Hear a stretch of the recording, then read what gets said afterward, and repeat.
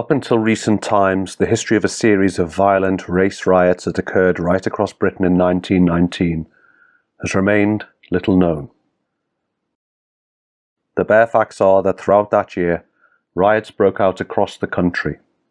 The protagonists were, in the main, young white men who, having returned home after being demobbed from the army, were disturbed and disillusioned to discover large colonies of migrant labour now living in parts of what had been white working-class areas of their cities.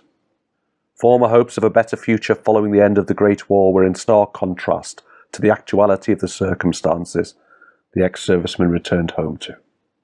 In each instance, there were similar accusations of minorities grooming or pimping white women, taking jobs once reserved for the native British, taking over parts of the cities and towns that had long been the preserve of white working-class British families, and all contributing to a growing atmosphere amongst the many returning soldiers of an indignant outrage with the post-war domestic state of affairs.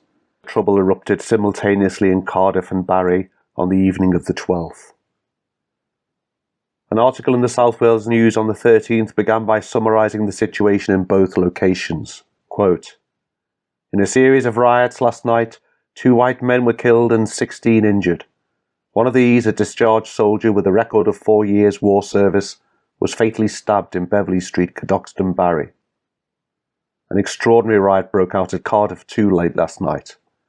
An argument developed into blows and a manhunt. The Negroes used revolvers and razors freely. A white man was gashed in the neck and died in the hospital. A soldier shot in the thigh, and a policeman hit by a large stone in the temple.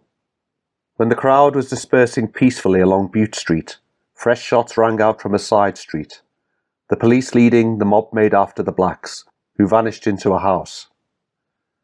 Forcing an entry, the officers, after a violent struggle, made several arrests. The house was subsequently set on fire and burnt out." End quote. In the initial incident in Barry, according to a witness, the 30-year-old former soldier Frederick Henry Longman was outside of his own house when 2 black men came up the street. A witness stated that Longman spoke to the men, and they began a conversation, before Longman was suddenly attacked and a melee broke out. In the struggle, Longman was stabbed just beneath the heart and expired on the street. The killer was eventually apprehended. The suspect, one Charles Emmanuel from the French West Indies, was later tried and jailed for manslaughter. The trouble continued in Cardiff. In the brawling and chaos, the crowds grew ever larger, and the police, struggling to maintain control, were unable to prevent an enraged crowd forcefully entering a bar where their quarry, a large group of armed blacks, had apparently gone to ground.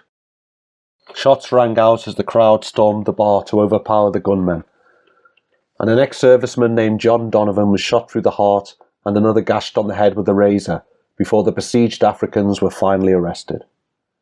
The events underlined both the fractious and potentially incendiary results of forced multiculturalism, allied with the callous mercantile desires of a ruling class who sought to ensure with cheap imported labour profits over the well-being of the indigenous people. Unsurprisingly, when the history of that extraordinary year is being reviewed at all, it is digested as part of an ongoing historical revisionism that seeks to demonstrate racial prejudice and brutish bigotry on the part of the indigenous white British men, while simultaneously underlining the victimhood of the BAME participants.